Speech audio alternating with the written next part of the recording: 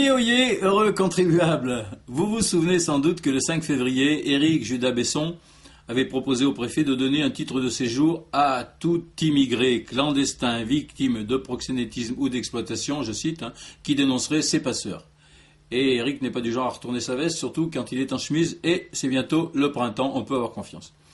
Certains ont cru entendre dans ses propos des relents de Vichy. On a dit que la famille du dénonciateur restait au pays risquait de se faire assassiner, mais moi j'ai confiance.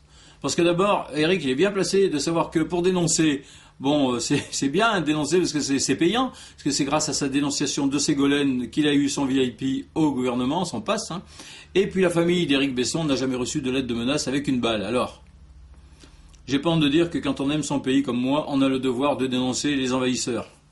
Je ne suis malheureusement pas immigré clandestin moi-même, mais par chance j'ai un copain qui l'est, alors je vais dénoncer un passeur et je ferai cadeau du titre de séjour à mon copain. Bon, si Eric a changé d'avis, j'appelle Brice, à moins qu'il ait déjà été envoyé chez les Peaux-Rouges, dans son pays. Je dénonce donc AEG Live, la soi-disant boîte de prod qui cherche à nous refourguer Michael Jackson. Car après ses concerts à Londres, ses conneries, ça a une tournée va suivre et je vous parie que Michael va profiter d'un passage à Paris pour demander l'asile politique en France. Ça se voit comme le nez au milieu de la figure. Enfin, pas le nez de Michael, un nez entier. Parce qu'il vaut plus un coup, Michael. Il faut savoir, il vaut plus rien. Il a même dû arrêter les opérations esthétiques parce que ses fans demandaient des autographes à son singe, Bubbles. Il avait réussi à lui apprendre à chanter à sa place, à Bubbles, mais pas à écrire. Alors du coup, les fans repartaient avec un papier tout gribouillé et il passait pour un con. Bon, d'accord, on est le pays des droits de l'homme, mais de la liberté, mais comme disait Michel Rocard, suivi par d'autres de gauche et de droite, on ne peut pas récupérer tous les has-beens du monde. Même le prince du Bahreïn, où il s'était exilé, et il a fini par virer Michael. Je veux dire, on le sait depuis 2006, il peut plus chanter, il peut plus. Il a la peau tellement tirée, quand il ouvre trop grand la bouche, ça lui fait mal derrière la nuque, là où le chirurgien a fait le nœud. Et quand il la ferme, il a intérêt à s'asseoir s'il ne veut pas que les négriers d'AEG Live lui fassent entamer une carrière de pétomane. Bref, c'est une arnaque et derrière la façade de ce soi-disant boîte de prod se cache une dangereuse bande de passeurs. La seule évolution que je vois pour Michael, c'est Clodo à Paris avec Bubbles ou Épouvantail à Roissy pour chasser les oiseaux et c'est ça qu'on va récupérer, quoi. Bon, on me dirait qu'il va gagner 140 millions de dollars avec ses concerts, mais il en doit 200. Alors, on est déjà envahi par des sans-papiers fauchés. C'est pas pour récupérer un SDF avec 60 millions de dettes. Ouvre les yeux, Eric, merde.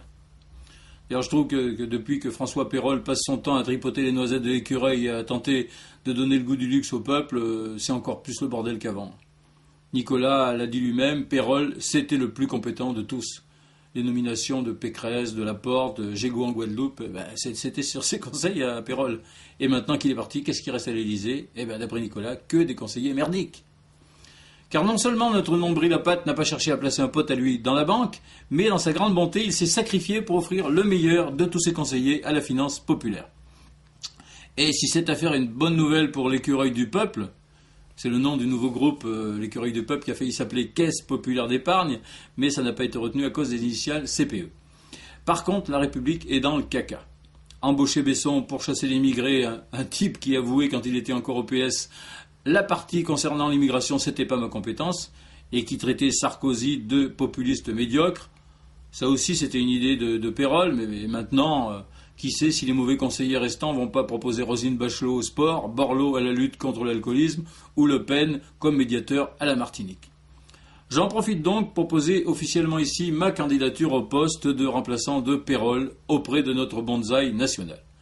Comme Jack Lang, Besson et Kouchner, je suis prêt à tout, même à aller accompagner Nadine de Rothschild au Darfour pour leur apprendre à mieux se tenir à table.